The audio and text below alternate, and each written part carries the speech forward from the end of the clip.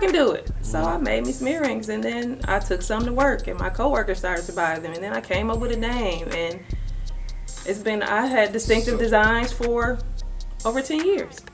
That's dope. So I would say, just listening to your story and countless other stories, like during my interviews, it seems like most businesses have came out of adversity, or something like you went to somebody else to do something, and then they flaked on you, or something happened, like you was like, you know what, your back was against the wall kind of thing. Back was against the wall. I'm gonna make this work myself. And I think a lot of times it's God showing us like you don't need nobody else for this cross. You got to bear yourself. So,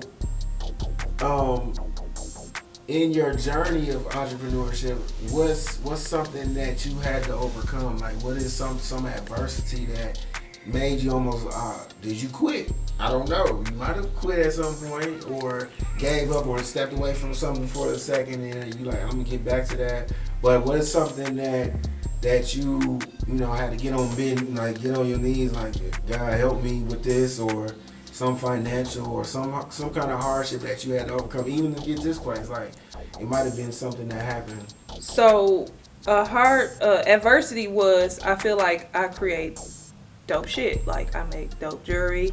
I really curate really dope accessory items. I feel like I pull them together well.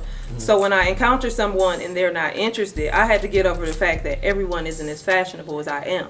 So when people say I don't wear earrings, they really might not wear earrings, and it's not an offense to you and your craft. It's just something that they aren't interested in at the time. Right. So I had to understand that what I make isn't for everybody. Right. That was probably the hardest part, because just think about being out set up, and you put your all into setting up, and people just keep walking past because it's not your market. So that kind of comes into when you're getting started knowing your market. You're not setting up at events where people are not going to take a second look. Right. I probably could have prevented some of that had I known what I know now.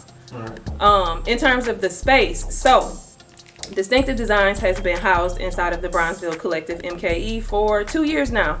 We are at the corner of 339 West North Avenue, which is on the corner of Bell Phillips and North Avenue in Milwaukee, Wisconsin.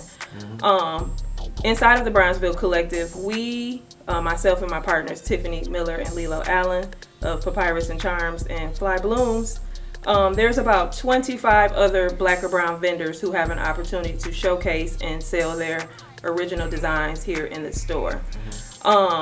So getting the store wasn't hard, because I won in a competition 2 years ago called Pop-Up MKE.